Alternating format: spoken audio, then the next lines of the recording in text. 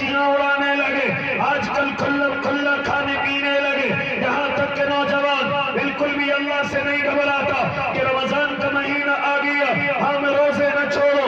یہ صحت اللہ نے دی ہے، یہ تندرستی اللہ نے دی ہے، اللہ نے بیماریوں سے بچایا ہے، کیوں نہ اپنے اللہ کے روزے رکھے جائیں، کیوں نہ روزوں کو رکھ کر کے اپنے اللہ کو راضی کیا جائے۔ لیکن نوجوان، روزہ چھوڑنا ایک گناہ، لیکن روزے کی دھجیاں اڑانا، روزے کے ساتھ ذلت کے ساتھ پیش آنا، کہ کھڑے ہو کر کے راستوں میں کھانا، بازاروں کے اندر کھانا، یہاں تک کہ راستوں میں منہ میں گٹکا اور پان تمباکو دبانا یا سگریٹ کے کش لگانا، گویا کہ اللہ کے غصے کو دعوت دیتا ہے۔ اللہ ہمیں تیرے رمضان کی برکتوں کی ضرورت نہیں، اللہ تیرے رمضان کی رحمتوں کی ضرورت نہیں، اللہ سے گویا یہ کہہ رہا ہے اللہ جو تو لامحدود لوگوں کو بخش رہا ہے، ہمیں اس بخشش کی ضرورت نہیں، ہمیں جنت کی ضرورت نہیں۔ اور رب کعبہ کی قسم، اللہ اس وقت میں بڑا ناراض ہوتا ہے، روزہ چھوڑتا ہے، یہ گناہ تھا، لیکن اس سے بڑا گناہ یہ کرتا ہے کہ راستوں میں کھلم کھلا کھاتا پھرتا ہے، راستوں میں کھلم کھلا تو روزے کا مذاق اڑاتا پھرتا ہے۔ اللہ کی قسم، اگر اللہ کو غصہ آ جائے، تیری شکل کو بدل دے، تیرے اوپر پتھر ڈال دے، تجھے زمین میں دھسا دے، کیونکہ روزہ چھوڑ دے یہ گناہ ہے، لیکن کم از کم میرے اللہ کے روزے کا مذاق تو نہ اڑا، میرے اللہ کے رمضان کے مہینے کا مذاق تو نہ اڑا۔ اور جانتا ہے جب تو رمضان کے مہینے میں بھوکا رہتا ہے، پیاسا رہتا ہے، ایسا نہیں کہ میرے اللہ کو خبر نہیں ہے، ایسا نہیں کہ میرا اللہ تجھے دیکھ نہیں رہا ہے، ذرا خوش ہو جائیں وہ تمام کے تمام روزہ رکھنے والے، میری بہنیں میرے بھائی، وہ تمام کے تمام راضی ہو جائیں۔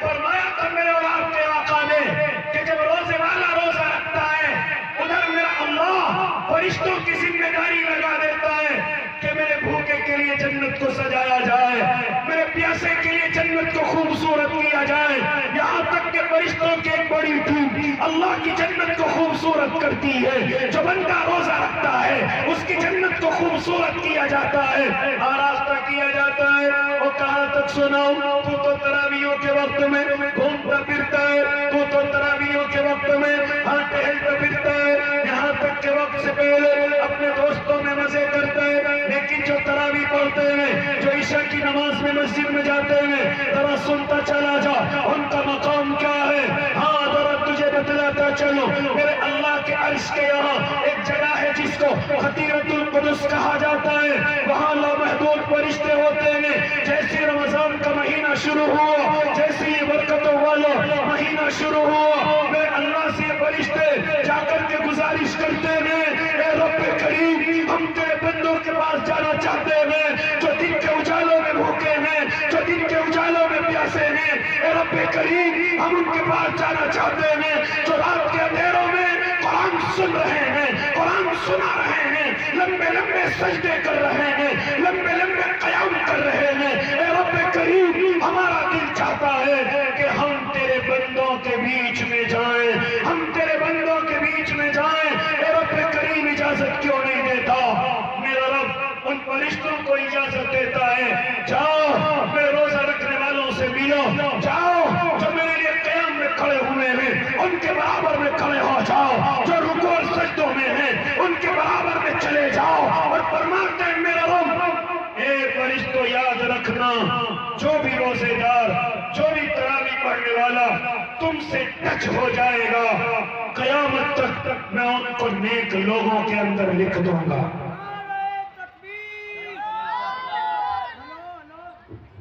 نعرہ تکبیر! بھائی بہت زوردار بیان چل رہا، اب بھی زوردار نعرے لگاؤ۔ نعرہ تکبیر!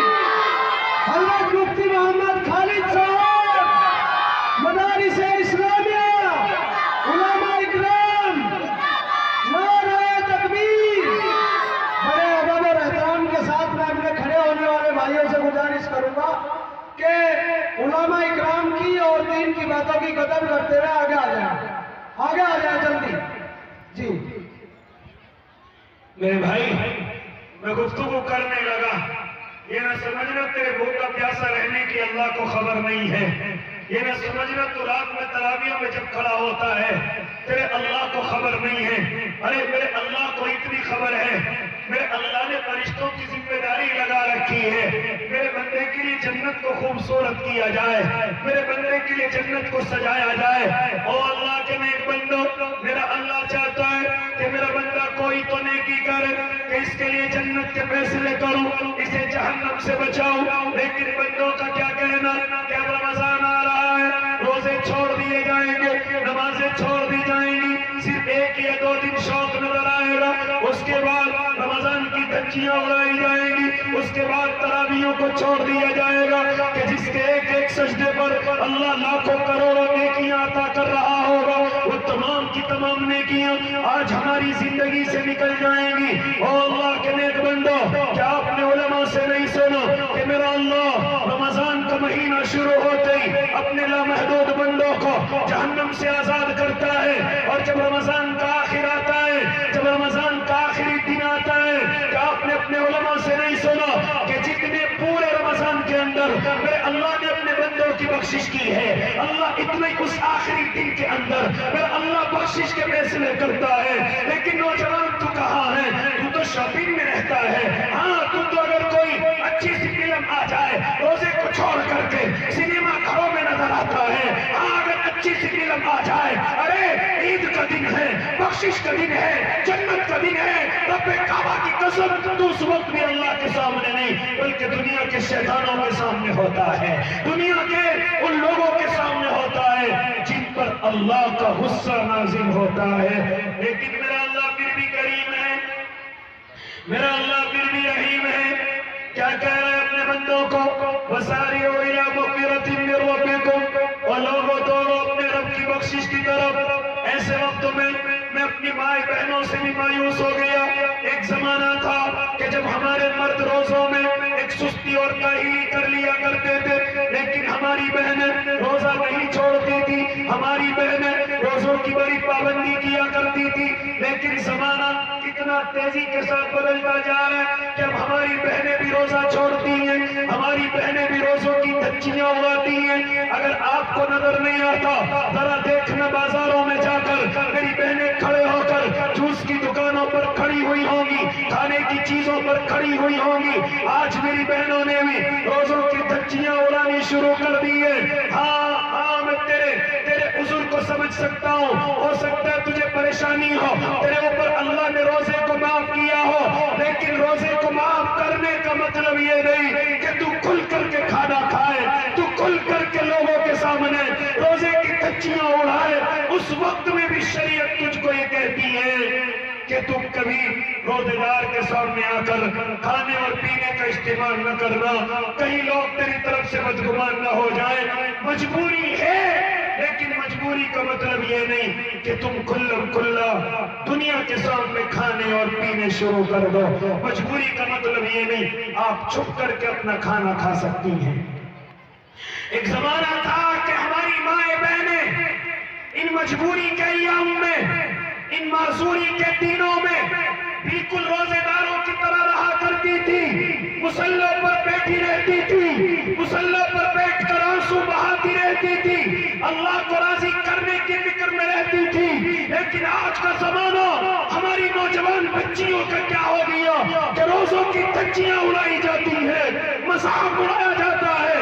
اے اللہ کے نیک بندو, یہاں پر میں ان مسلمانوں سے بھی کہوں گا کہ جو رمضان کے دنوں میں اپنی دکانیں کھانے کی لگاتے ہیں, اپنی دکانیں اور ٹھیلیاں کھانوں کی لگاتے ہیں, یہاں تک کہ ہوٹلوں کو کھول کر کے بیٹھتے ہیں. میں نے دیکھا اس پیٹ کا منظر جو آپ کے اس گاؤں کے اندر, پوری دنیا کے اندر اور ملک ہندوستان کے اندر مشہور ہے. لیکن جیسی رمضان کا مہینہ آئے گا, اسی پیٹ کے اندر ہمارا مسلمان کھڑا ہوتا ہوا کھانا کھاتا ہوا نظر آئے گا, ٹھیلیوں پر نظر آئے گا. نہ بیچنے والوں کو شرم ہے, نہ کھانے والوں کو شرم و حیا ہے. او اللہ کے نیک بندے, کیوں تو اپنے اللہ کے غصے کو دعوت دیتا ہے, کیوں اپنے اللہ کو ناراض کرنے کا تو نے ٹھیکہ لیا ہے. ایسے وقت میں مشورہ دوں گا, اپنے कारोबारी भाइयों को कि दिन के अंदर दुकानें न लगाएं, दिन के अंदर ठेले न चलाएं, दिन के अंदर खाने की चीजें न बेचें। अल्लाह की कसम, अफ्तारी के वक्त तू अपनी दुकान को खोलेगा, अल्लाह तुझे पूरे दिन की रोजी देने पर ताकत रखता है। तो अफ्तारी के वक्त खोल, तू मगरिब के बाद तैयारी कर। जो अल्लाह तुझे रोजी पूरे दिन में दे सकता है, क्या वो अल्लाह तुझे एक घंटे के अंदर नहीं दे सकता? क्या अल्लाह तुझे उन 2 घंटों के अंदर रोजी नहीं दे सकता? लेकिन अगर किसी को समझाया जाए, किसी की खुशामद की जाए, तो कहता है हमारे बच्चों को ये मौलवी पालेगा, हमारे बच्चों को ये दावत वाला पालेगा, हमारे बच्चों को ये तबलीग का साथी पालेगा। वो अल्लाह के बंदे में बच्चों को मौलवी पालता है, न दावत का साथी पालता है, न तबलीग का मेरा भाई पालता है, न खानका का बुजुर्ग पालता है और न दूर पालता है, बल्कि इन बच्चों को पालने की जिम्मेदारी मेरे अल्लाह ने ले रखी है। ये मेरे अल्लाह की जिम्मेदारी है। ऐ अल्लाह के नेक बंदे, काश तेरे दिल में मेरी बात उतर जाए। अगर तू पाबंदी कर ले कि मैं दिन के अंदर कोई खाने की चीज नहीं बेचूंगा, मैं दिन के अंदर कोई इस तरह की चीजें नहीं बेचूंगा कि लोग खुल्ला रोजे का मजाक उड़ाएं, क्या ये अच्छा हो कि तू अफ्तारी के वक्त में दुकान खोले और तेरी दुकान में गैर रोजेदार नहीं बल्कि रोजेदार आए? क्या ही अच्छा हो? अगर एक भी रोजेदार आ गया, जरा बरकतों को देखना कि तूने उसका रोजा खुलवाया, अल्लाह तेरे लिए मग़फ़िरत का फैसला करेगा, अल्लाह तेरे लिए जहन्नम से आजादी का फैसला करेगा।